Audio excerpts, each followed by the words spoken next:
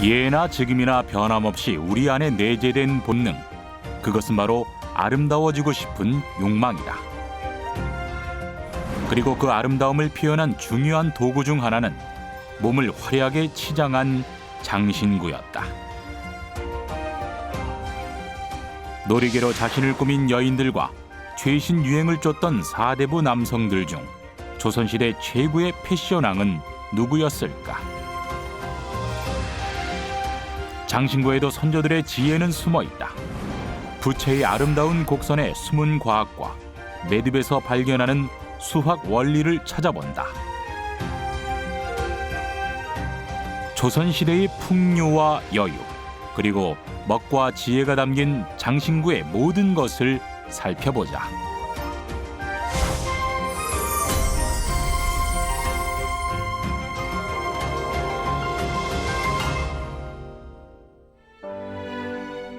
시대를 대변하는 패션 리더는 과거 조선시대에도 존재했다. 정갈하게 올려 쓴 갓 아래로 각근을 길게 늘어뜨리며 허리춤에는 장도를 차기도 하고, 또 외출 시에는 꼭 빠뜨리지 않고 부채를 들고 나서기도 하는데, 이들은 바로 장신구로 한껏 자신을 뽐내던 조선시대 사대부 남성들이다.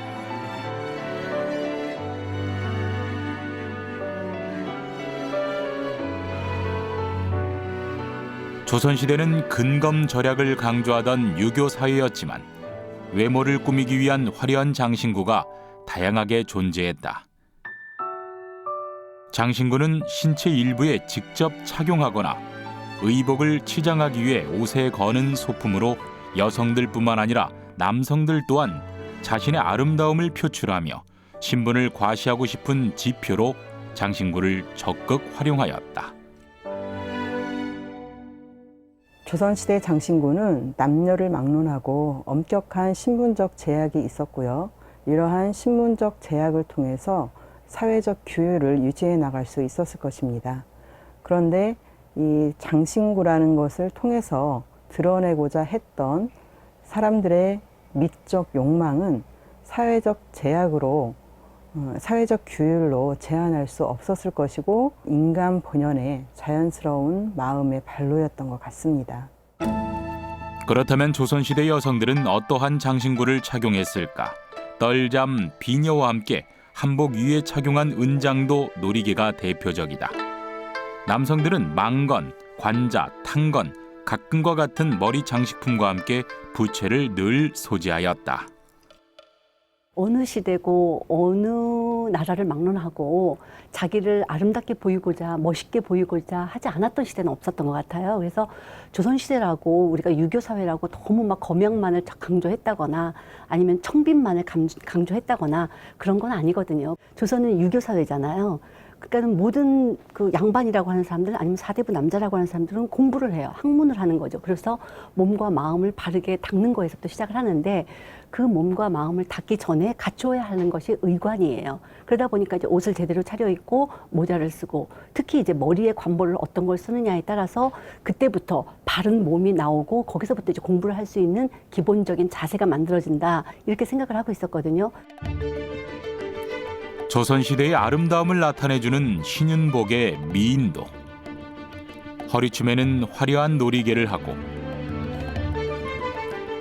머리엔 풍성한 가채를 한껏 틀어올린 여인이다. 우리는 보통 패션을 주도하는 사람을 여성이라고 생각한다. 하지만 조선시대에는 사대부가의 여인들이나 기녀들 못지않을 만큼 남성들 또한 대단한 패션 리더였고, 때문에 남성들의 장신구 또한 다양하게 발달했다. 조선시대 남성의 대표적인 장신구는 바로 갓이다. 특히 흑립이라 불리는 검은색의 갓은 평상복과 함께 착용하는 모자다. 상투를 튼 머리 위에 살짝 얹은 갓과 그 아래 늘어뜨린 호화스러운 갓끈은 당시 남성들의 열망의 패션이었다. 조선시대 후기로 가면 갓의 윗부분인 모정이 좁아져 머리에 제대로 쓰지 못하는 지경에 이르러도 포기할 수 없는 패션이 바로 이 갓이었고, 갓을 비롯한 머리 장식품은 당시 남성들이 부릴 수 있는 대표적인 멋의 창고였다.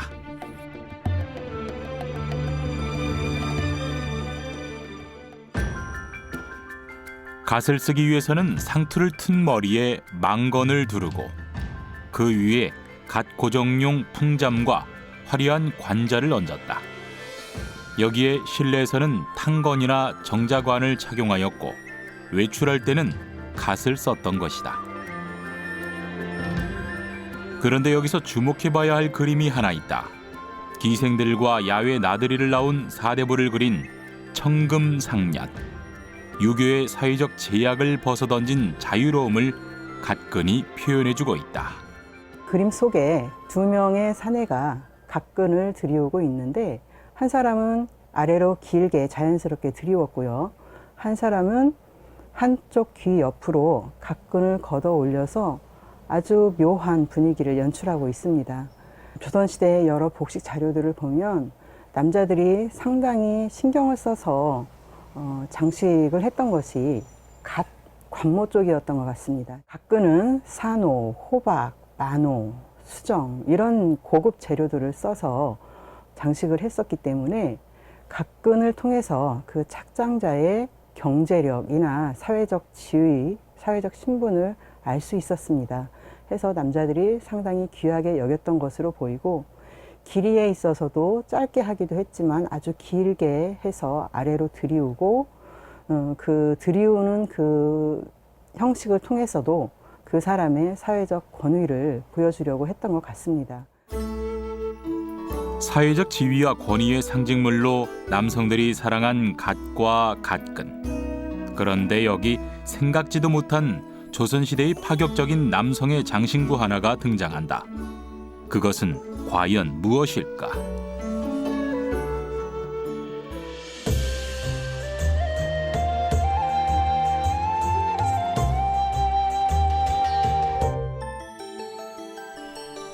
지난 2008년 서울 은평구 뉴타운 공사 현장에서 아주 독특한 유물 하나가 발굴되었다.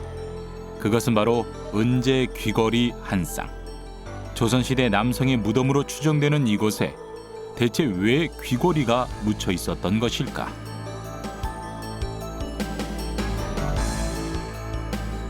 세종 1년 임금은 사대부 자녀들의 귀걸이를 제외하고 금, 은의 사용을 금지하라는 명령을 내린다. 그만큼 귀걸이 풍습이 보편화되었음을 말해주는 문헌인데 이를 나타내주는 흥미로운 일화가 있다. 그것은 바로 만손의 양평군 사칭 사건이다. 전하, 만손이라는 이자가 지금 왕권을 능멸하고 있사오니 벌하여 주시옵소서. 어찌 나는 가짜 취급하시오? 연산군의 아들인 양평군은 중종 반정 당시 사망했으나 그를 사칭하는 자가 나타난 것이다. 결정적인 증거도 있사옵니다. 아니, 대체 그 증거가 무엇인가? 그것은 바로 저자의 귓불을 확인해 보시면 됩니다. 지금의 검찰청장에 해당하는 판의금 부사가 자신만만하게 제시한 그 증거.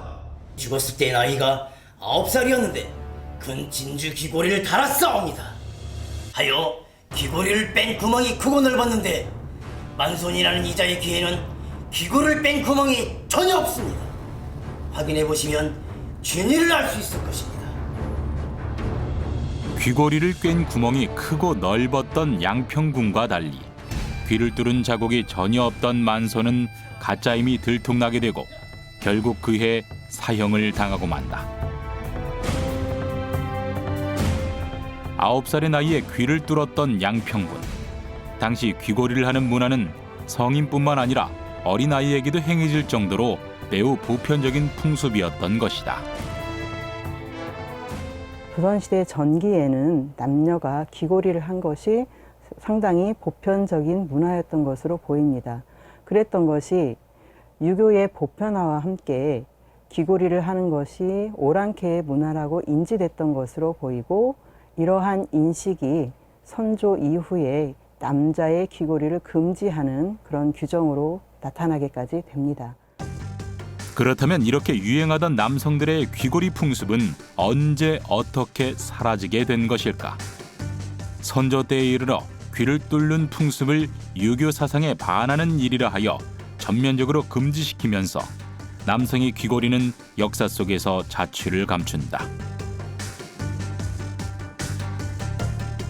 비록 귀걸이 장신구는 전면 금지되어 발전되지 못한 채 사라지고 말았지만 귀걸이만큼 남성들이 사랑한 또 다른 장신구가 하나 있다. 그것은 바로 사대부라면 누구나 하나쯤 꼭 들고 다녔다는 부채다. 부채는 남성들이 사랑한 최고의 장신구이자 최상의 사치품 중에 하나였다. 우리 땅에서 부채의 역사는 무척 오래되었다. 고구려 안악 삼호분 고분벽화의 주인공의 손에 쥐어진 이것, 바로 깃털이 달린 부채다. 부채는 삼국시대 귀족을 중심으로 널리 사용된 물건이었는데 후백제 견훤이 고려의 개국을 기념해 공작선을 선물했다는 기록도 남아있다.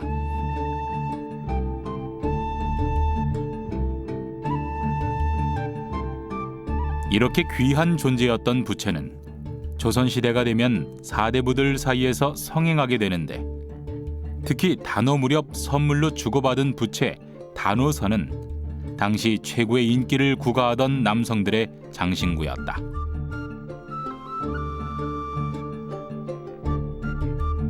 부채는 여름을 앞두고 더위를 무사히 견뎌내자는 차원에서 임금이 신하에게 주기도 하고 신하가 임금에게 진상하기도 했다.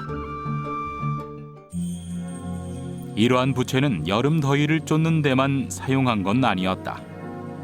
상당히 다양한 용도로 사용돼 8가지 유용한 기능을 하는 팔덕선이라 이름 붙기도 했는데 하품을 할 때 입을 가려주기도 하고 누군가를 부를 때 사용하기도 했으며 비를 피하거나 뜨거운 햇볕을 막아주는 등 사대부들의 일상생활과 아주 밀접하게 붙어 있었던 것이 바로 부채다. 부채질을 하면서 악을 쫓는 그런 의미도 갖고 있어요. 또 특히나 우리가 부채를 여름에만 쓰는 거다라고 생각을 하면 오산이고요. 겨울에도 들고 다닙니다. 특히 이제 무신이라든가 수령 뭐 이런 사람들은 어떤 지시용, 지휘용으로 이제 또 부채를 들고 다녀요. 그리고 또 아랫사람에게 자기의 심기가 좀 불편하다 그러면은 부채를 좀 접었다 폈다 하면서 어떤 그런 불편한 심기를 드러낼 때에도 쓰고요. 그다음에 이제 길을 가다가 여자를 만난다거나 그러면 자기가 양반인 경우에 이제 좀 신분이 낮은 사람들은 뭐 내려서 인사를 하거나 이래야 되잖아요. 그러니까는 그런 좀 번거로움을 없애기 위해서 부채로 얼굴을 살짝 가려준다거나 아니면 결혼할 때 신랑 신부가 얼굴을 가림으로써 자기가 어떤 동정이라는 것을 표시한다거나 이런 여러 가지 용도로 쓰이는데 우리는 전통 부채를 선이라 부르는데 부채 끝에 화려하고 아름다운 장식을 달아 그것을 선추라했다. 장신구를 꾸미는 또 다른 장식품인 것이다.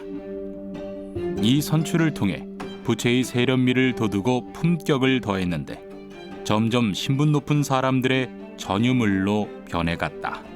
선추에는 이제 매듭으로 묶여져 있으면서 장신구가 또 달려 있어요. 그래서 그 안에다가 무슨 뭐 여러 가지 향 같은 걸 넣으면 향부치로도 쓸 수가 있고요. 그다음에 거기에다 내의원에서 또 주는 것 같은 경우에는 거기다가 이제 무슨 약을 갖다가 넣었습니다. 그러면 이제 그걸 갖다가 갈아서 급하게 체했다거나 아니면 무슨 광란이 일었다거나 그럴 때 이제 그걸 갈아서 먹을 수도 있고요. 그러니까 그리고 또 이제 뭐 부채의 그 밑에다가 나침판을 달기도 합니다. 그러다 보니까 이제 그 남자들이 평상시에 늘 갖고 다니고 그다음에 자신을 좀 그리고 부채가 특히 나침반이라든가 이런 것들은 아무나 들고 다닐 수 있는 거는 아니거든요. 그렇기 때문에 그만큼 신분이 높다라고 하는 것을 상징적으로 드러내는 거죠. 그래서 그런 것들이 이제 좀 그런 사대부들에게 중요한 장신용으로 쓰이지 않았을까 생각을 합니다.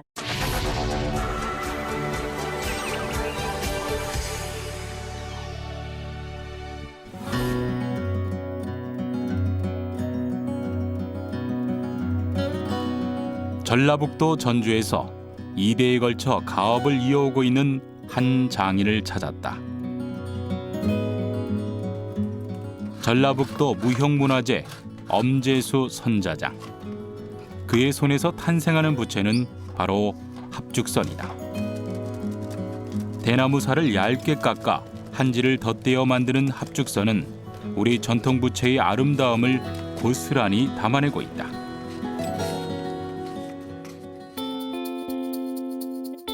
하나의 합죽선을 만들기 위해서는 수많은 공정을 거쳐야만 하는데, 먼저 깨끗한 왕대를 일일이 쪼갠 뒤 따뜻한 물에 담가 불리는 작업을 해야 한다.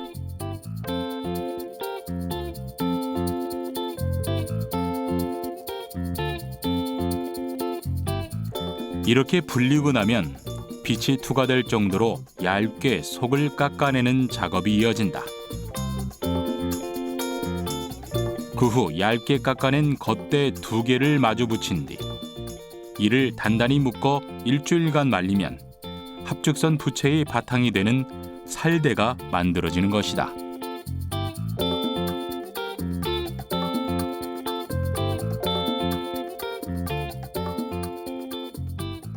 조선시대 내려오면서 부채는 약간 다양한 형태로 변화를 하기 시작하고요.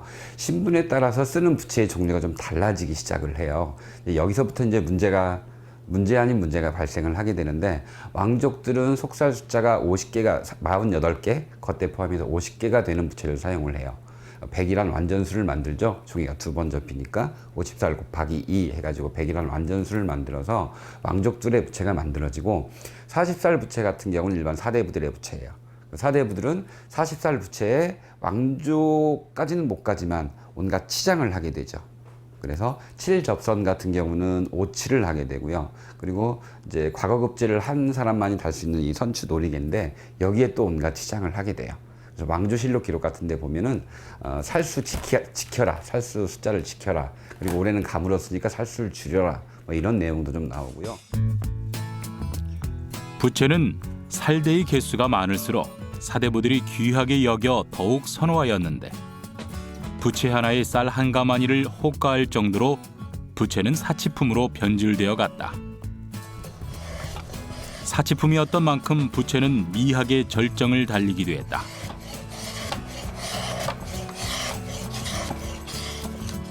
특히 접혀져 있을 때는 그저 막대기 같기만 한 부채는 그것을 펼쳤을 때 아름다운 곡선을 뽐내며 부채를 쥔 이들의 품위를 우아하게 만들어주는 최고의 장신구였다. 우리 합죽선은 다른 부채하고 다르게 약간의 곡선들을 가지고 있어요. 그 곡선들이 이제 뭐 음양의 조화나 이런 것들도 속해져 있지만, 그것보다 더 중요한 건 이렇게 보시면 부채 모양이 머리 부분, 여기가 다리 부분이에요. 여자의 몸을 보고 만들었다 그래요. 그래서 여자의 몸이 한복을 입은, 곱게 입은 여자의 몸처럼 이런 곡선이 들어있기 때문에 부채가 옛날 조선 선비들이 더 소중하게 다뤘던 기물이기도 하죠. 그렇다면 이러한 부채 속의 숨은 과학의 원리는 무엇일까? 그것은 바로 공기의 흐름에 답이 있다.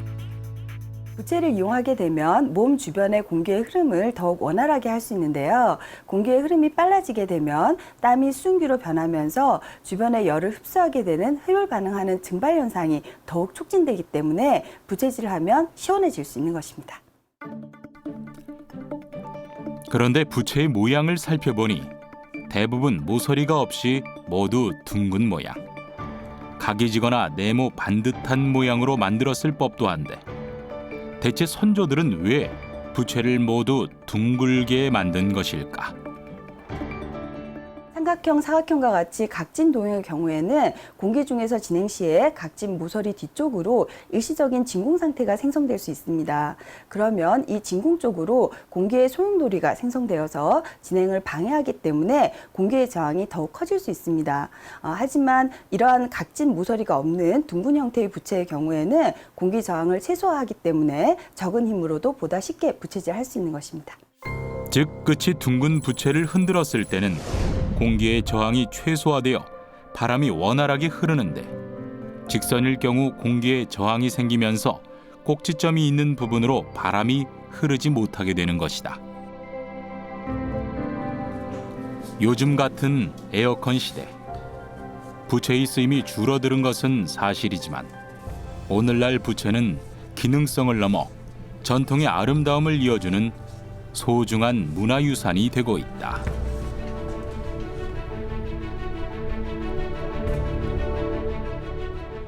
이 부채도 무덤에 따라가는 부장품이에요. 이 부채를 여인의 몸을 보고 만들었다고 그랬잖아요. 그래서 애첩으로 여긴 거예요. 자기의 부인으로 여겼기 때문에 굉장히 아껴 쓰고 조심해서 쓰기도 했고, 부채가 가진 매력이 일단 그 바람이 주는 여유로움, 그리고 부채만이 가지고 있는 특징적인 어떤 곡선의 미가 있어요. 손에 쥐었을 때. 이런 것들을 손에 느끼고 나면 아, 부채가 이런 것이구나 하고 누구나 느낄 수가 있을 거예요.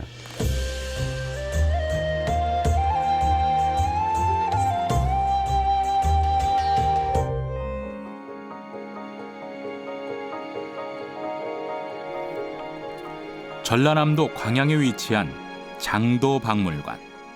다양한 종류의 장도가 전시된 곳이다. 흔히 우리가 은장도로 알고 있는 장도는 연려의 상징물로 여기고 있지만 사실 남녀를 불문하고 모두가 사랑한 우리 전통의 장신구다. 여성용 장도의 경우 작고 섬세한 문양의 아름다운 곡선미를 갖추며 우아한 아름다움을 뽐내고 있지만 남성용 장도는 조금 더 각이진 형태로 투박한 모습 속에 용맹함과 강인한 느낌을 뿜어내고 있다.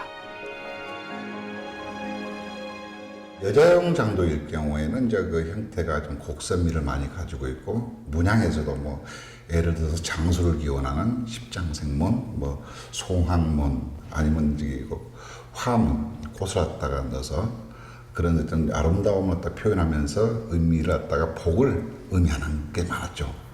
또 이제 단함, 자식을 많이 얻는 것. 그리고 이제 남자용 장도일 경우는 여자하고 좀 틀려가지고 일단 곡선미보다는 각진 것들이 많습니다. 팔모도, 뭐 네모도, 뭐 그런 것들, 어떤 각진 장도를 통해서 남자의 어떤 그 심지, 어떤 굳은 심지 같은 것을 각으로서 표현했던 것들. 그리고 또 문양에서도 보면은 이제 무슨 누강문이라든가 산수문, 아니면 용문, 뭐 그런 것들 갖다가 통해서 강직함을 또 표현했죠. 수십 년째 장도만 바라보며 외길 인생을 살아오고 있는 박종군 장도장. 그는 오늘도 뜨거운 불 앞에서 작업을 이어나가고 있다. 장도를 만드는 일은 그 어느 것 하나 쉽지 않은 과정의 연속이다.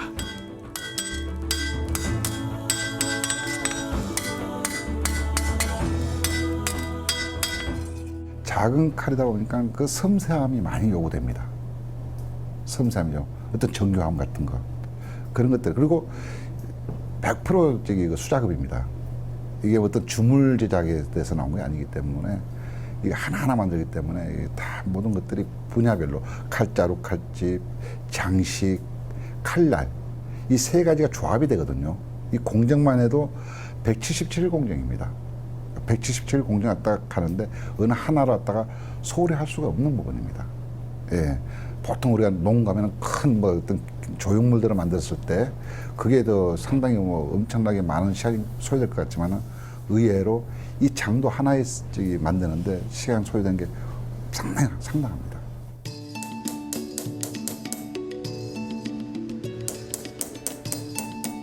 칼날 하나하나 섬세한 손길이 닿아 완성되는 장도. 장도가 아름다운 이유는 무엇보다도 다양한 재료를 사용한다는 점일 것이다. 칼자루와 칼집은 재료에 따라 무궁무진하게 변화하며 색다른 매력을 뽐낸다. 때로는 칼자루가 나무가 될 수도 있어요. 그럼 장신 금이 은이죠. 때로는 또 금이 될 수도 있죠. 백동이 될 수도 있죠.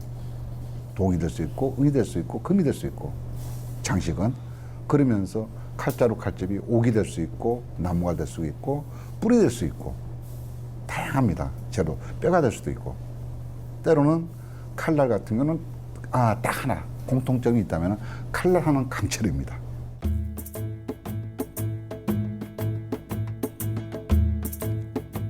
과거 장도의 재료는 신분에 따라 달라졌는데 나무를 활용한 것에서부터 금, 은, 옥외, 호박, 산화 등 귀한 재료를 사용할수록 높은 신분임을 나타냈다.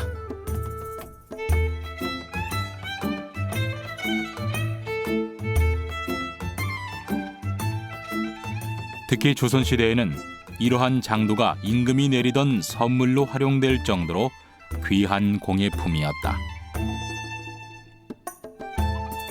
그러나 화려한 장신구로만 알고 있는 장도는 사실 장신구 이기전에 중요한 생활 필수품으로 항상 몸에 지니고 다니며 일상생활에 활용됐다.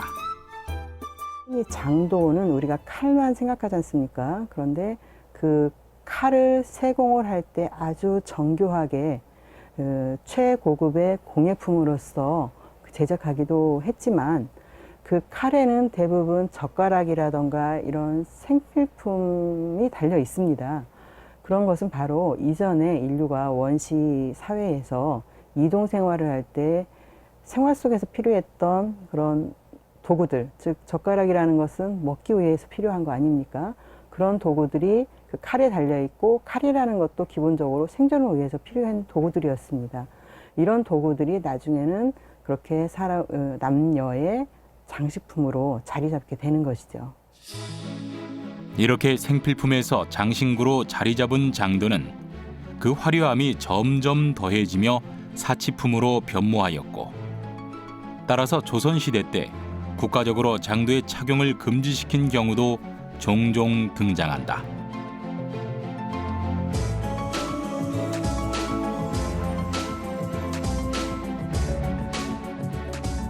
그러다 장도는 조선 후기 임진왜란을 거치며 연려의 상징으로 자리 잡는데 이는 여성들의 저고리 길이의 변화와도 무관하지 않다.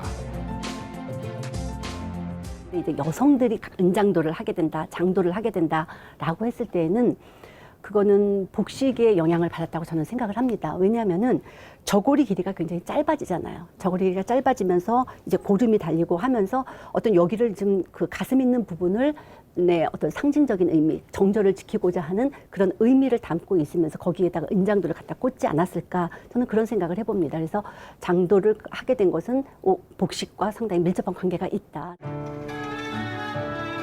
기능적인 면을 넘어 상징적인 의미를 내포하고 있는 장도. 단순한 장신구를 넘어 장도 속에는 올곧은 마음과 충직한 심성, 삶을 올바로 살고자 하는 선조들의 정신이 살아 지금까지 이어져 오고 있다. 칼날에가 일편심, 일편단심이 새겨져 있습니다.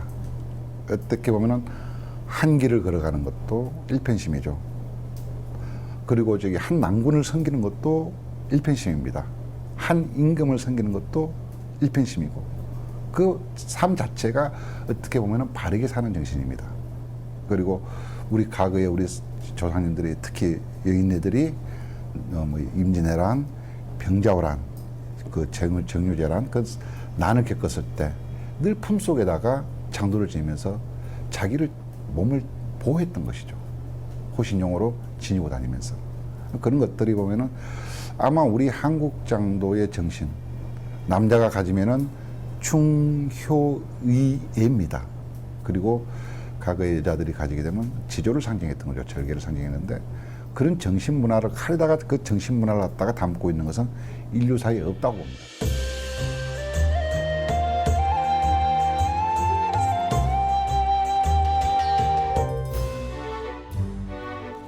남성들 부의 과시용 장신구로 부채와 장도가 있었다면 여성들의 욕망의 상징이 된 장신구는 과연 무엇일까?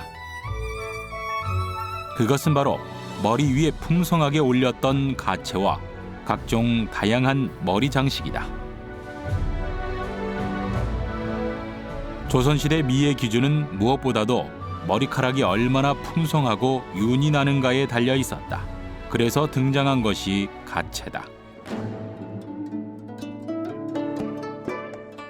여성이라면 누구나 갖고 싶어 했던 가채.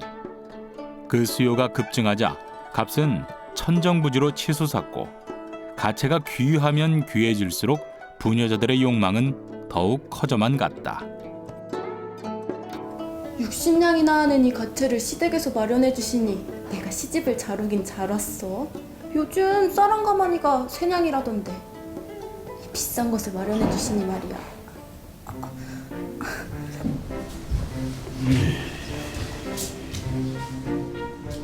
아가, 방 안에 있느냐? 네, 아버님. 너무나도 무거운 가채를 한 어린 신부가 시아버님이 방 안에 들어오자 갑자기 일어서다 머리 무게에 눌려 목뼈가 부러졌다는 일화. 가채에 대한 벗지 못할 욕망 때문에 목숨을 잃어야만 했던 어린 신부의 이야기는 조선시대 실학자 이덕무가 쓴 청장관 전서에 전해지는 내용으로 그만큼 당시 여인들의 가채를 향한 욕망이 얼마나 컸는지를 잘 알 수 있다. 아가 괜찮으냐? 가채의 가격은 부인들의 욕망만큼 점점 치솟아 조선 후기로 가면 중인 계급이 사는 집 12채에 해당될 정도로 사치가 극에 달했다. 가채 중에서 가장 화려하고 가장 등급이 높은 것은 대수라고 하는 관모인데요. 이 대수라는 관모는 여인들의 머리 장식 중에서 가장 높은 등급이 높은 관모로 황후나 왕비, 왕세자빈 등과 같은 신분이 귀한 왕실 여인들만 착장할 수 있었습니다. 그리고 인모로 만들어진 이 대수의 기본 틀 위에 온갖 비녀를 꽂아서 그 화려하게 장식을 했습니다. 장잠이라던가 진주 동곳이라던가 용잠이라던가 선봉잠 그리고 대요라고 하는 아주 화려한 장식품들을 꽂아서 화려하게 장식했습니다. 가채에 대한 욕망은 궁중 복식에서도 빼놓을 수 없었다. 왕비의 의식용 대례 때 사용된 머리 모양인 대수, 떨잠이나 비녀 등 머리에 장신구를 여러 개 꽂아 그 화려함을 부각시켰다. 특히 가채의 성행과 함께 자연스럽게 발달한 머리 장식품인 비녀와 떨잠은 우리만의 고유한 아름다움을 뽐내는 장신구의 대표적 예가 되었다. 우리나라에서는 좀 약간 흔들림의 미학이 있었던 것 같아요. 그래서 떨잠이라든가 비녀라든가 이런 거에 보면은 떨이라고 해가지고 용수철 같이 그 금으로다가 이렇게 묶어가지고 그런 떨이 이렇게 나와 있습니다. 그래서 거기에 나비도 묶여 있고 뭐 여러 가지 뭐 꽃도 묶여 있고 그러다 보니까는 그게 이제 움직이면서 흔들리면 그게 이제 보유의 미라고 하는 아름다움을 가지게 돼요. 그러나 가채로 인한 폐단이 자꾸만 발생하자 영정조 때에 이르러 결국 가채 금지령을 내리게 되지만 금지령 이후에도 가채에 대한 욕망은 한동안 계속되기도 했다. 조선 후기 순조 때에 이르러서야 가채 문화는 사라지고 단아한 쪽머리가 안착하게 된다. 이 쪽머리에는 비녀와 뒷꽂이 장식으로 그 아름다움을 더했다. 그런데 이러한 여성들의 머리 장식과 함께 장신구로 사랑을 받은 것이 또 있다.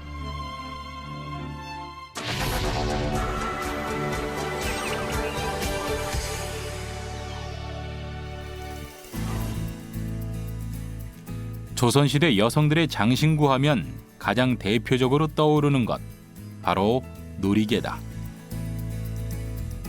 놀이개는 여성의 저고리 고름이나 치마 허리 등에 차는 대표적인 장신구로 한복의 고유한 미를 한층 강조해주며 상류사회부터 평민에 이르기까지 널리 착용된 대표적인 여성 장신구였다.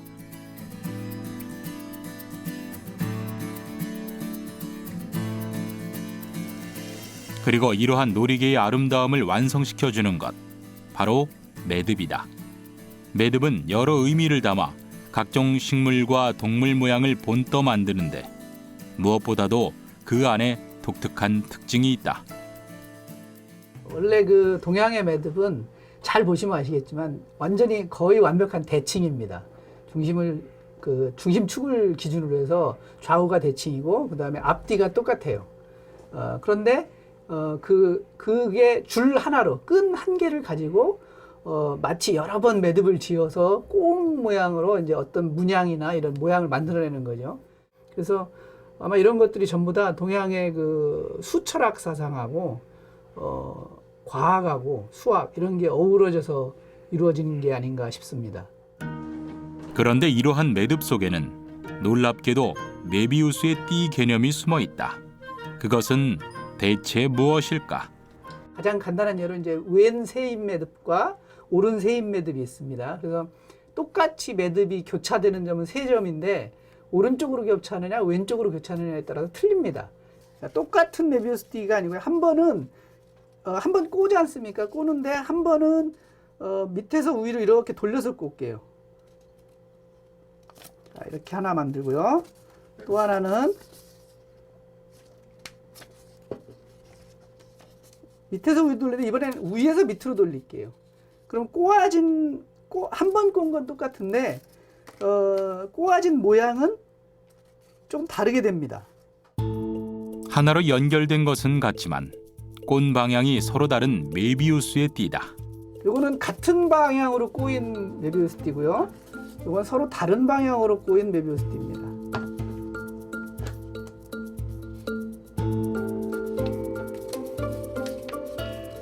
자, 그래서 비슷한 모양 2개를 만들었습니다. 이제 가위를 가지고 제가 이걸 잘라볼게요. 여기를 똑같이 잘라 나갑니다. 가운데를 이렇게 칼집을 내서 똑같이 잘라 나가겠습니다.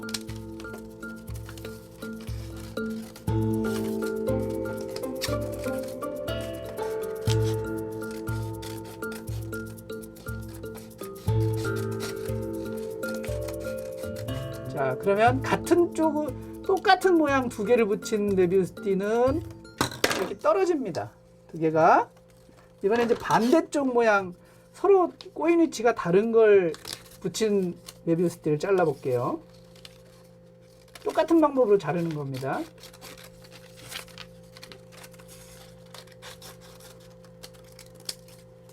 이렇게 자르고 서로 꼬인 위치가 다른 걸로 바꿨지 않습니까? 하나는 떨어지고 하나는 서로 다른 걸 붙였더니 이렇게 안 떨어지고 하트 2개가 붙어 있는, 서로 안 떨어지죠? 얘는 떨어지고요. 이게 바로 똑같은 모양인데도 불구하고 어떻게 꼬여 있느냐에 따라서 성질이 완전히 달라지는 가장 대표적인 예라고 할 수 있습니다. 즉 같은 방향으로 꼬인 띠를 연결한 것은 떨어졌고 서로 다른 방향으로 연결한 것은 떨어지지 않았다. 이와 같은 원리처럼 매듭 역시 끈을 엮는 방향과 순서에 따라 무궁무진하게 결과가 달라지며 변형이 가능한 것이다. 몇 개의 끈을 어떻게 교차하느냐에 따라 무한대로 확장해가는 매듭의 꼬임. 그리고 그것이 규칙적인 형태로 아름다운 비율 속에서 탄생하는 것이 오랜 전통을 이어오고 있는 자랑스러운 우리의 매듭 공예다. 생긴 건 똑같이 생긴 것 같지만 성질은 완전히 다른 거죠.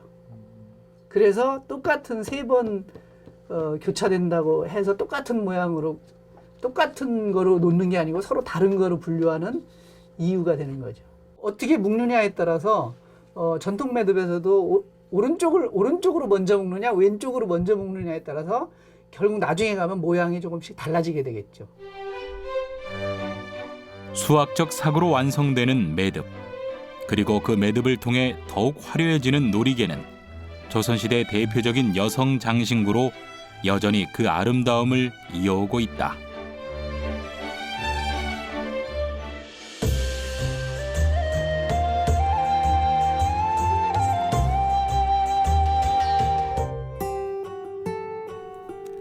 서울 북촌에 위치한 한 매듭 공방.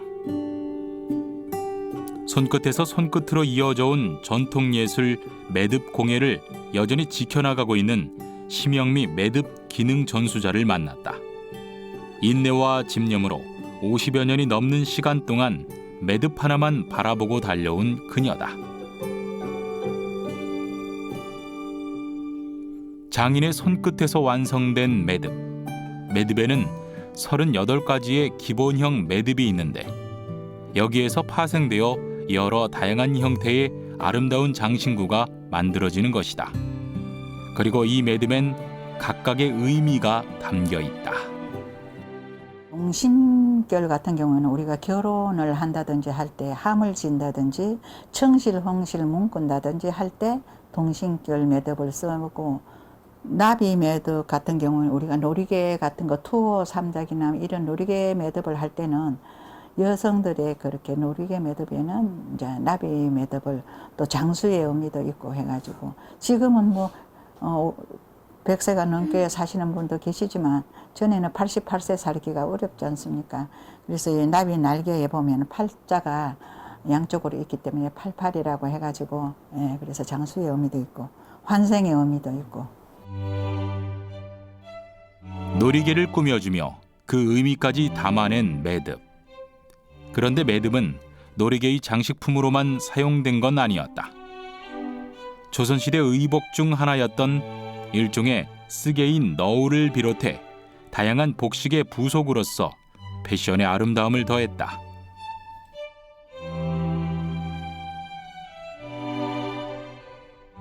장신구는 뭐 한 가지 옷에만 다는 게 아니잖아요.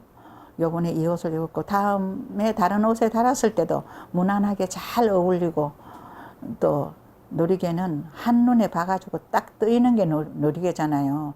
우리가 이렇게 지금 여기에 이렇게 단추 매듭을 하듯이 눈에 탁 뜨이게, 제 옷이 지금 이렇게 하지만은 요 단추와 요거가 있기 때문에 한눈에 들어오잖아요. 놀이개를 하나 달면은 또 그것으로 인해 가지고 더 빛나는 거죠.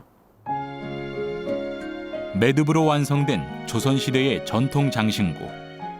그 아름다움이 사라지지 않는 한 우리의 전통은 영원히 계속될 것이다.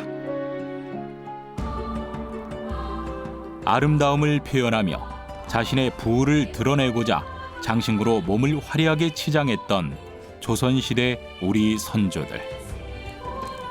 장신구의 발달은 아름다움을 계승하려는 장인들의 노력이 없었다면 아마도 지금까지 이어져 오지 못했을 것이다. 앞으로 우리의 아름다운 장신구가 오래도록 계승되고 발전하길 기대해 본다.